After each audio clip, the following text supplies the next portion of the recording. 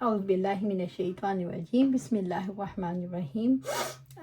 انس رضی اللہ تعالیٰ عنہ نے بیان کیا کہ آپ صلی اللہ علیہ وسلم کی خدمت میں ایک مرتبہ گوشت پیش کیا گیا اور بتایا گیا یہ بریرہ رضی اللہ تعالیٰ عنہ کو کسی نے بطور صدقہ دیا ہے، تو آپ صلی اللہ علیہ وسلم نے فرمایا ان کے لیے یہ صدقہ ہے اور ہمارے لیے جب ان کے یہاں سے پہنچا تو ہدیہ ہے۔ محتاج مسکین جب صدقہ یا زکوٰۃ کا مالک بن چکا ہو تو اب وہ مختار ہے، جسے چاہے کھلائے، جس کو چاہے دے۔ امیر یا غریب کو اس کا تحفہ قبول کرنا جائز ہوگا۔ حضرت عائشہ رضی اللہ تعالیٰ عنہ سے انہوں نے بریرہ کو آزاد کرنے کے لیے خریدنا چاہا، لیکن ان کے مالکوں نے ولا کی شرائط اپنے لیے لگائی۔ جب اس کا ذکر آپ صلی اللہ علیہ وسلم سے ہوا تو آپ نے فرمایا انہیں خرید کر آزاد کر دے، ولا تو اسی کے ساتھ قائم ہوتی ہے جو آزاد کرے۔ اور بریرہ کے یہاں صدقے کا گوشت آیا تو نبی صلی اللہ علیہ وسلم نے فرمایا اچھا یہ وہی ہے جو بریرہ کو صدقہ میں ملا ہے، یہ ان کے لیے تو صدقہ ہے لیکن ہمارے لیے چونکہ ان کے گھر سے بطور ہدیہ ملا ہے، ہدیہ ہے۔ اور آزادی کے بعد بریرہ کو اختیار دیا گیا کہ اگر چاہے تو اپنے نکاح کو فسخ کر سکتی ہے۔ عبد الرحمن نے پوچھا بریرہ کے خاوند حضرت مغیث رضی اللہ تعالیٰ عنہ غلام تھے یا آزاد؟ شعبہ نے بیان کیا میں نے عبد الرحمن سے ان کے خاوند کے متعلق پوچھا تو انہوں نے کہا مجھے معلوم نہیں وہ غلام تھے یا آزاد۔ آپ صلی اللہ علیہ وسلم عائشہ رضی اللہ تعالیٰ عنہ کے ہاں تشریف لے گئے اور دریافت فرمایا کیا کوئی چیز کھانے کی تمہارے پاس ہے؟ انہوں نے کہا امی عطیہ کے یہاں جو آپ نے صدقے کی بکری بھیجی تھی اس کا گوشت انہوں نے بھیجا ہے، اس کے سوا کچھ نہیں۔ آپ صلی اللہ علیہ وسلم نے فرمایا وہ اپنی جگہ پہنچ چکی، یعنی اس کا کھانا اب ہمارے لیے جائز ہے، کیونکہ مسئلہ یہ ہے صدقہ زکوٰۃ وغیرہ جب کسی مستحق شخص کو دے دیا جائے تو وہ اب جس طرح چاہے اسے استعمال کر سکتا ہے۔ وہ چاہے کسی امیر غریب کو کھلا بھی سکتا ہے، بطور تحفہ بھی دے سکتا ہے۔ اب وہ اس کا ذاتی مال ہو گیا، وہ اس کا مالک بن گیا، اس کو خرچ کرنے میں اتنی ہی آزادی ہے جتنی کہ مالک کو ہوتی ہے۔ غریب آدمی کی دلجوئی کے لیے اس کا ہدیہ قبول کر لینا اور بھی موجب ثواب ہے۔ اپنے کسی دوست کو خاص اس دن تحفہ بھیجنا جب وہ اپنی ایک خاص بیوی کے پاس ہو۔ عائشہ رضی اللہ تعالیٰ نے بیان کیا کہ لوگ تحفے بھیجنے کے لیے میری باری کا انتظار کیا کرتے تھے۔ سلمہ رضی اللہ تعالیٰ عنہ نے کہا میری سوکنیں امہات المومنین رضوان اللہ علیہن جمع تھیں۔ اس وقت انہوں نے آپ صلی اللہ علیہ وسلم سے بطور شکایت لوگوں کو اس روش کا ذکر کیا تو آپ نے انہیں کوئی جواب نہیں دیا، اس لیے کہ صحابہ اپنی مرضی کے مختار تھے۔ آپ صلی اللہ علیہ وسلم کے مزاج شناس سے وہ از خود ایسا کرتے تھے، پھر انہیں روکا کیوں کر جا سکتا ہے۔ حضرت عائشہ نے نبی صلی اللہ علیہ وسلم کے ازواج کی دو ٹکڑیاں تھیں، ایک میں عائشہ، حفصہ، صفیہ اور سودا اور دوسرے میں سلمہ اور بقیہ تمام ازواج مطہرات تھیں۔ مسلمانوں کو آپ صلی اللہ علیہ وسلم کی عائشہ کے ساتھ محبت کا علم تھا، اس لیے جب کسی کے پاس کوئی تحفہ ہوتا وہ آپ صلی اللہ علیہ وسلم کی خدمت میں پیش کرنا چاہتا تو انتظار کرتا۔ جب آپ صلی اللہ علیہ وسلم عائشہ رضی اللہ تعالیٰ کے گھر کی باری ہوتی تو تحفہ دینے والے صاحب اپنا تحفہ آپ صلی اللہ علیہ وسلم کی خدمت میں بھیجتے۔ اس پر سلمہ کی جماعت کی ازواج مطہرات نے آپس میں مشورہ کیا اور سلمہ رضی اللہ تعالیٰ عنہ سے کہا کہ وہ آپ صلی اللہ علیہ وسلم سے بات کریں تاکہ آپ لوگوں سے فرما دیں جسے آپ صلی اللہ علیہ وسلم کے یہاں تحفہ بھیجنا ہو، جہاں بھی آپ صلی اللہ علیہ وسلم ہو وہیں بھیجا کریں۔ چنانچہ ان ازواج کے مشورے کے مطابق انہوں نے آپ صلی اللہ علیہ وسلم سے کہا، لیکن آپ صلی اللہ علیہ وسلم نے انہیں کوئی جواب نہیں دیا۔ پھر خواتین نے پوچھا تو انہوں نے بتا دیا مجھے آپ صلی اللہ علیہ وسلم نے کوئی جواب نہیں دیا۔ ازواج مطہرات نے کہا پھر ایک مرتبہ کہو۔ انہوں نے بیان کیا پھر جب آپ کی باری آئی تو دوبارہ انہوں نے کہا آپ سے عرض کیا، اس مرتبہ بھی آپ صلی اللہ علیہ وسلم نے جواب نہیں دیا۔ جب ازواج نے پوچھا تو انہوں نے پھر وہی بتایا تو آپ صلی اللہ علیہ وسلم مجھے اس کا کوئی جواب نہیں دیا۔ ازواج نے اس مرتبہ ان سے کہا آپ صلی اللہ علیہ وسلم کو اس مسئلے پر بلواؤ تو صحیح۔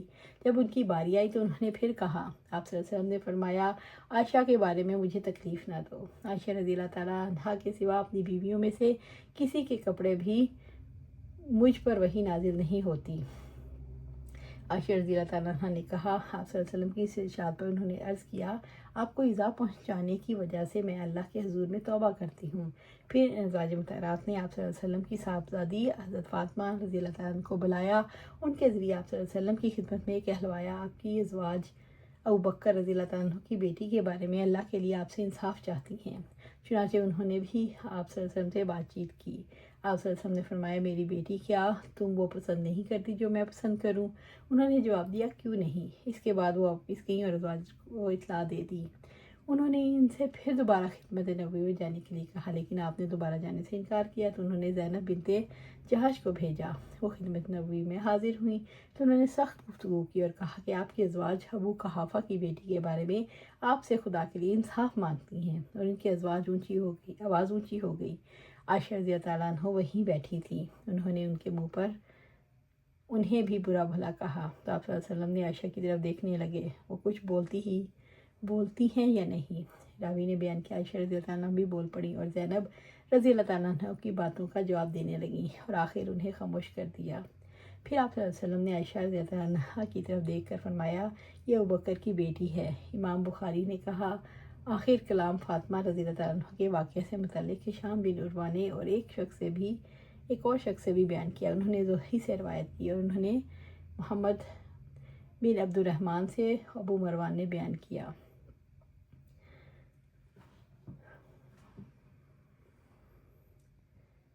انہوں نے عروہ سے لوگ تحائف بھیجنے کے لیے حضرت عائشہ رضی اللہ تعالیٰ عنہ کی باری کا انصار کیا کرتے تھے، اور ہشام کی ایک روایت قریش کے ایک صاحب اور ایک دوسرے صاحب سے جو غلاموں میں سے تھے بھی ہے۔ عائشہ رضی اللہ عنہ نے کہا جب فاطمہ رضی اللہ عنہ نے اندر آنے کی اجازت چاہی تو میں اس وقت آپ صلی اللہ علیہ وسلم ہی کی خدمت میں موجود تھی۔ ہوا یہ کہ آپ صلی اللہ علیہ وسلم کی بعض بیویاں ام المومنین حضرت ام سلمہ کے گھر میں جمع ہوئیں اور یہ کہا کہ آپ صلی اللہ علیہ وسلم سے عرض کرو کہ آپ اپنے صحابہ کو حکم دیں وہ ہدیے اور تحائف بھیجنے میں یہ راہ نہ دیکھتے رہیں کہ آپ صلی اللہ علیہ وسلم فلاں بیوی کے گھر تشریف لے جائیں تو ہم تحائف بھیجیں، بلکہ بلا قید آپ کسی بیوی کے پاس بھی ہوں تو بھیج دیں۔